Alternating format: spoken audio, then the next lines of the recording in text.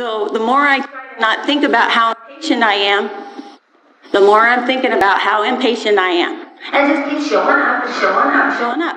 So I'm in the bathroom. I have a lot of mini revelations in the bathroom. It has something to do with water being a conductor of energy, that kind of thing. Anyway, I'm brushing my teeth and I see this little vision, this movie starts playing in my mind. And I'm on this raft and I'm floating down the river and the sun is just, I'm basking in it. It's wonderful. Then all of a sudden I get caught up in this whirlpool and I can't get out. So I get the oars out. I just work really hard to get out of that stuck spot. And I notice I'm just going around faster, but I'm not getting unstuck. So I had to set the oars down, and I just gently leaned into the current. And as I kept leaning over the boat into the current, the nose of my little raft turned around, and I caught the current, and I was back on the river. I thought, well, that was weird. All I wanted to do was brush my teeth. But I went to work that day, and this is why it was so perfect. We were going through the workbook, and you'll find it. When you open up your workbook, I think it's like on page 3 or 4, 5, 6. All right, 6. Step 4. Give yourself permission to replace that negative feeling with a positive feeling. It doesn't work. We have to update. You're getting the updated version, the new and improved. Give yourself permission to embrace that negative feeling, and then look for the gift.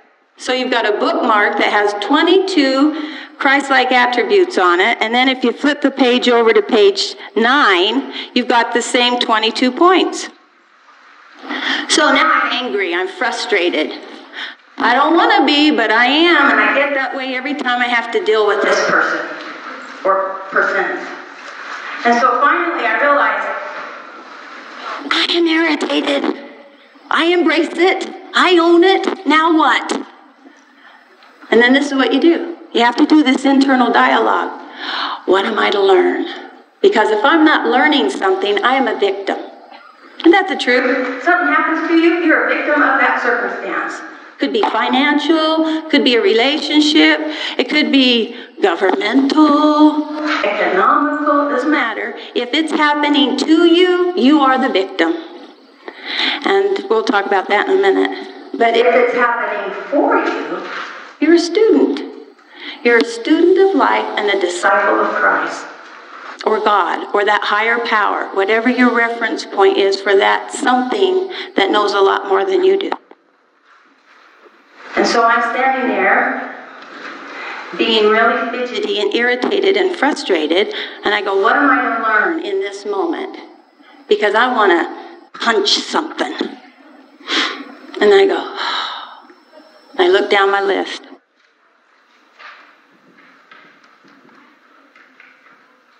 You're not going to have a list when you're standing at the grocery store. You're going to have to memorize these.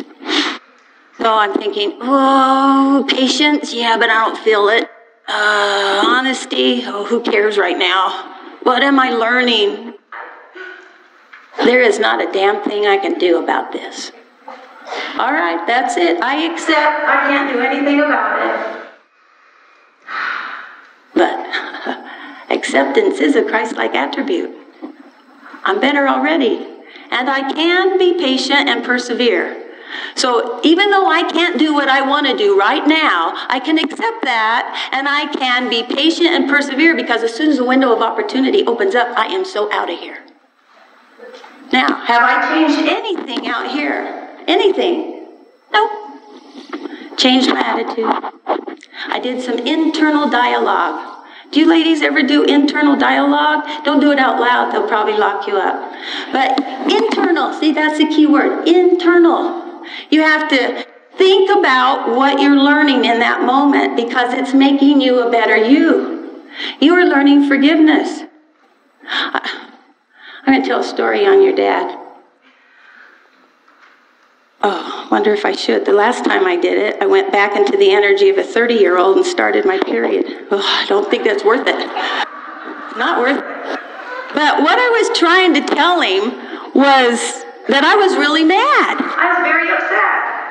And finally, I'm standing in the kitchen, and I picked up this knife, and I'm holding it like this. Run. Run fast. Because what you don't know is that I will probably stab you and kill you right now. And he goes, Deborah, you're insane. I said, oh, yes. Yes, I am. And the fact that you know that is going to save your life. Now run. Because here, I know it's against the law. But here, I just want to put you out of my misery. Now run. And he's gone all day. And you know, I sat down like this. And part of me said, Deborah, what are you thinking? And the other side said, I think you would have done it. Oh my gosh, how many people are in prison right now for doing some hellacious, heinous crime, and in their rational mind, they don't even know how they did it. I certainly wouldn't have done that. I never would have done that. And on a lesser note, not so intense, have you found that circumstances that are less than good keep showing up over and over again? Marrying the same kind of person. I got to stand really close to this or he's not going to get me on video. Marry the same kind of person. You say, you know, next time I'm going to get better. Oh, he looks different. His pant size and waist size is a little different. Everything else is pretty much the same. Or you're interacting with your children or your co-workers at work and you get new co-workers. Or you do something different, but it's the same outcome. And you say, the next time that happens, I'm not going to do that anymore. Even with your children. I'm not going to get so mad anymore. I'm not going to do that anymore. And guess what happens the next time it comes around? Do you do it? Yeah, you do it. You can't help it. And you know why you can't help it? Because it's dropped down into your autonomic system. It's a habit. You either react to something or you disconnect from something, whatever irritates you or makes you feel less than good, you have an auto response that you don't even have to think about. And so when that particular whatever happens or comes back around, you drop into that auto response. You don't even know where they come from.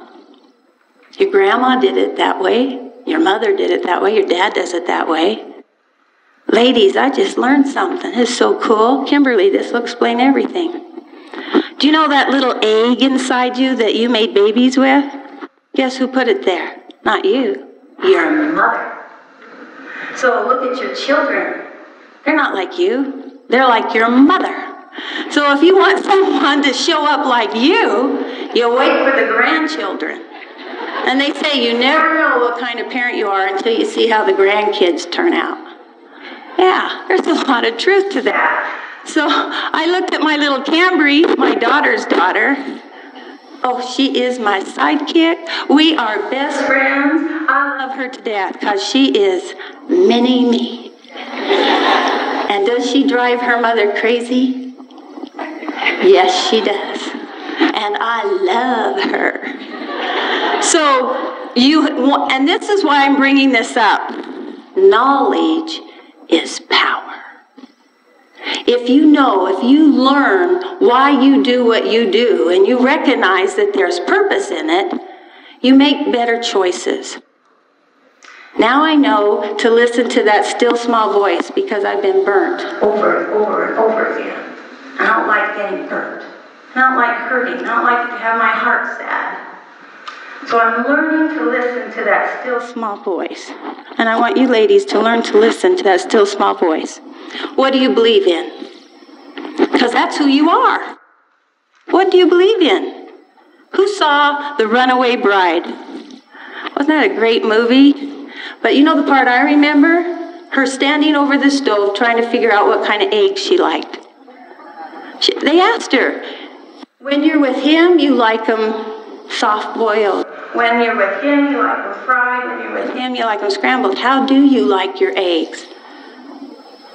I don't even know. That's what I want to wake you up to today. Do you know who you are? Do you? What's your belief about men? What's your belief about you? Where'd you come from? Why are you here? What's your purpose? Because if you're not connected to that, who cares? Who even wants to be here anymore?